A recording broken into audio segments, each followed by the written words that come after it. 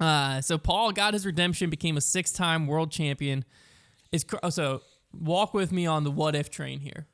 I'm walking. 2019, Paul wins. I have a trivia question that lines up to what you're probably about to talk about. Okay, well, 2019, Paul wins. Mm-hmm. Worlds is canceled in 2020. Conrad's 1 in a million shot goes in 2021. Yeah. If 2020 wasn't canceled, Conrad's shot doesn't go in 2021. Paul could have been an 8-time world champ right now. Yeah, he could have won 4 in a row. Instead, he's a 6-time. This makes it 10 worlds in a row now. 11 years, but 10 worlds in a row that he's finished top 2, which is an insane streak. Yeah, starting to become one of the more ridiculous streaks I've ever seen in sports. Because even this year was the most improbable. I seldom compare disc golf streaks to other sports because it's such a developing sport, and for a few of those years, Paul was very dominant. Yeah. Compared to the field, but it's starting to get to the point where it's wow, 10 years in a row, that takes something special, and it can't be explained. And I was just because he's had several down years within that mix. Here's the difference between Paige and Paul, right? 2 of the supposed goats of our sport, respectively. Okay, you've got Paige and Paul Paige having a pretty good season, Paul not having a good season, but I would even say that both are having a season below their expectations. Paul definitely more so. Both of them have 5 world titles going into this event, and the difference is Paul in this event, there's no statistic that can really explain it. When you're not even having a good season and you still win worlds and get in that top 2, it gets to the point where you just can't really explain it with statistics because the rest of the year doesn't really line up to that. I mean, he looked crippled out there, the whole event. He didn't even look good. It just comes down to when it gets to World, Paul wants it more than anybody else out there. It just has to be. He just wants it more because there are guys who are playing better than him this year. A lot of guys that are playing better than this year that were healthier, and he just goes out there and he wants it more, and he wins, and it's insane. That is that right there. Between Paige and Paul, Paige had a performance that was legacy. It hurts her legacy. It was what are we doing? It just wasn't good at all. And Paul just reminded everybody that that's what GOATs do. That's what the greatest of all time player is supposed to do. They're in one of the worst seasons they've had, their worst losing slump of their career, right? Yeah. You come out to Worlds and you win and you take it. That's what the greatest of all time does. So that it was a legacy performance is what it was. It was incredible. He's also now 1 major shy of Ken Climo's record at 18. Yeah. So more major. Somebody was saying to me on my show that we need to start referring to players as blank time major champions to try and keep the Here's world the thing stigma about out of Worlds. Here's the thing, right? Because Aaron Gossage, props to the guy. Incredible performance. Yeah, he battled. He did not crack. No. I thought multiple times, that's it. He cracked. And he didn't. And he was able to, even on 18, do what he needed to do to get to the playoff. Yeah, he gave With it everything that being said, I would have been so upset if Aaron Gossage won Worlds. Because I wouldn't have, if this was Champions Cup. This is going to be a very complex take, but I'm going to fight through it with you. If this was Champions Cup, USDGC, European Open, any other major, would not care at all if Aaron Gossage won. But when you hold the title of world champion, it's more so if I walk down the street and I said Aaron Gossage is world champion, everyone's head goes to he's the number 1 player in the world. I wouldn't have him in the top 30.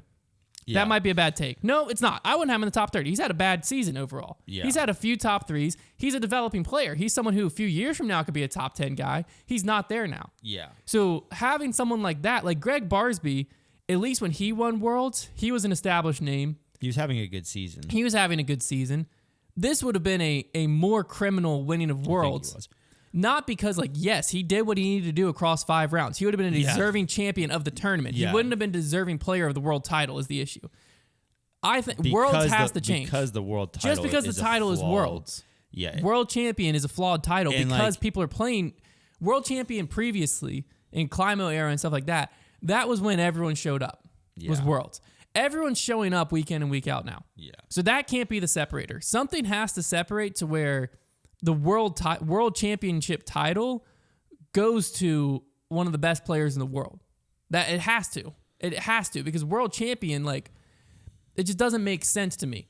So in my opinion, if we keep the world championship as it is, the title's got to change. Has to. Yeah. Or we need to do something to make worlds statistically impossible even for a rando to win. That's just going to take so many rounds, though, because, like... I don't think it's rounds. I think it's, like, maybe you only invite the top 20 in the world or something. Yeah, I think... You got to do something. I think if you make it a qualifying event, that happens... This is a complex take, because basically what happens, like Hunter was alluding to, was when the World Championships were created, there was no disc golf tour. There was... no majors. They created that event because they wanted one tournament each year for everybody who played disc golf at a competitive level to get together and compete for a title.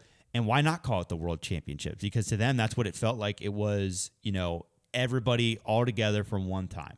Fast forward to now, like Hunter mentioned, we have a tour, we have these majors, we've slotted Worlds in just as a major, but World Champion doesn't mean more than just another major. So when you throw that world champion title on somebody, it is confusing, and it is frustrating to think of like a player winning who just just sneaks in out of nowhere. Then all of a sudden, like, yeah, you're right. It's confusing for people that are just like new to be like, oh, the world champion is this guy. Like, oh, he must be. And like, it's like Aaron Gossage is obviously still a very talented professional disc golfer. It's a confusing one, and people go back and forth on this. Feel free to like give your input in the comments. From what I've heard, most people agree that like World should change either in structure or title to fit the scope of disc golf. My opinion, I think I've gone so back and forth on this. I think that you make Worlds either biannually, triannually, that wouldn't be the correct word. Yeah. I think you make it either like once every 2, 3, or 4 years, and you make it a qualifying event. You give it you elevate it in that sense. What do you think of making it like the FedEx Cup? Like the Tour Championship of the Pro Tour becomes the World Championship. Somebody did mention that. But instead you go, the people coming in, because then I actually like Ricky and them coming in would have they'd be at 10 under. Right. Aaron Gossage would have been at even. Right. If he makes up that 10-stroke gap over it all, it is what it is.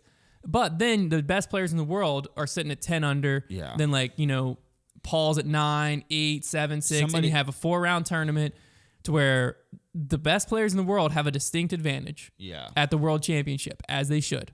And then if someone crazy happens, it's very unlikely, but if it happens, it happens. Versus this, it's just another tournament. Just another tournament with an extra round, yeah. Yeah. Yeah, I think I actually like that. Somebody did mention that, it's funny how the hardest thing to do in disc golf is the actual hardest thing to do in disc golf pretty much is lead the tour in points at the end of the season. Yeah. And yet we really give nothing out for that. You might win player of the year.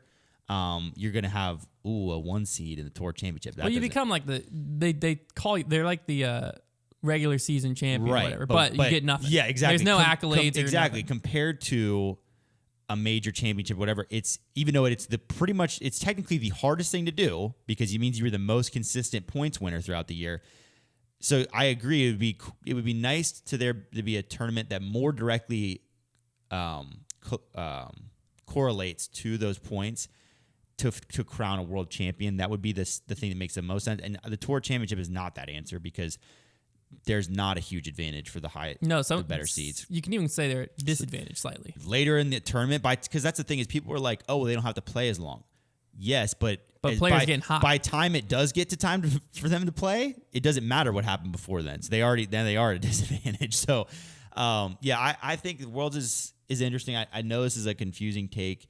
It shouldn't be. Well, it's not a confusing take. It's a complex take because it involves history, nostalgia, and an evolving sport. It's not just black and white. There's a lot of things that play into it.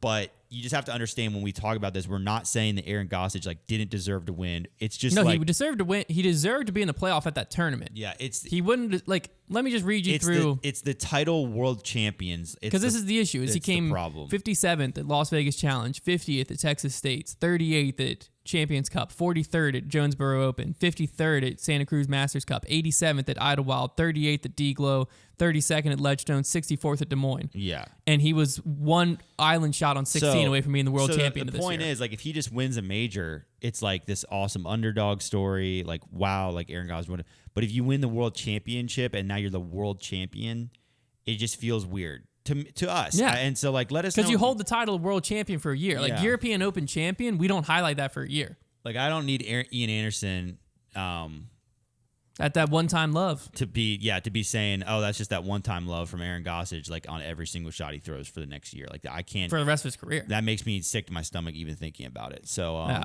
That's what's so tough. It's like Aaron deserved everything. Aaron deserved everything about where he was in that tournament. The issue is the title of the tournament and how much prestige is put on it. Because that's the other thing, is it's a career moment. Yeah. Of like the other issue too, though, is like, and this is why I think we need to start changing the narrative to say how many major champions a player has, because if you change how Worlds well, it's works, like Worlds shouldn't be a major. Yeah, but as I'm saying, if you change how Worlds works and make it, let's just say, like that end of the season, stroke head start situation, like the FedEx Cup, now, like, everybody's 0-time world champ now. Because now world champion's way harder to win. Like, because now you have to play good all season long and finish the job.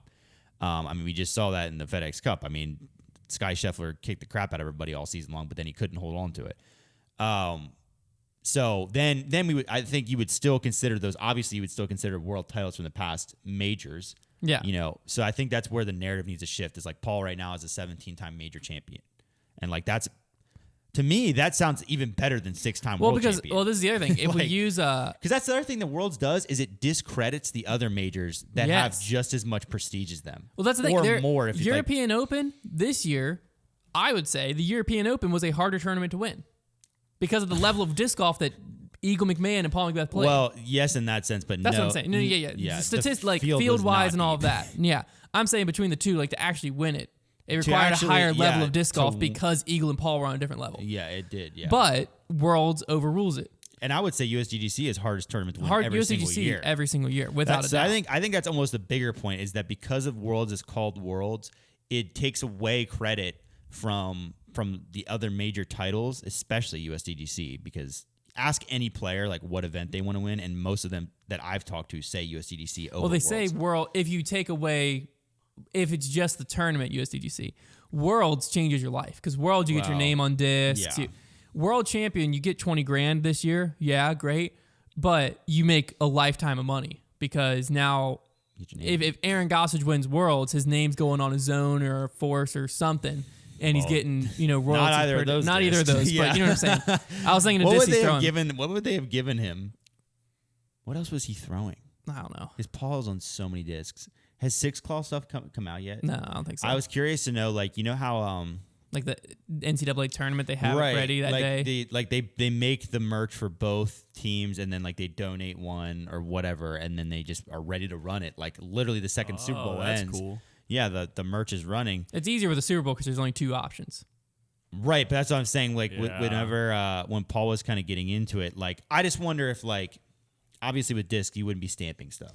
But I wonder if like they had the stamp design. I mean, all you got to do is add another claw mark. It's not that hard. Well, I'm hoping they don't just add another claw because like Ledgestone posted. What did they do for 4 and 5? Well, 4's this, 5's a slash, but they added a 5th down there. But the thing is, you don't have an animal with 6 claws, Yeah. so that doesn't make any Now you need to sense. make one up. So you need to go 3 and 3 and an X.